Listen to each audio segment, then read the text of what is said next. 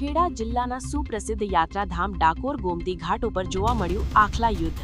આખલા યુદ્ધ થતા ગોમતી પર થઈ દોડધામ. આટલાથી ન અટકતા આખલા યુદ્ધ કરતા કરતા બજારમાં પહોંચ્યા.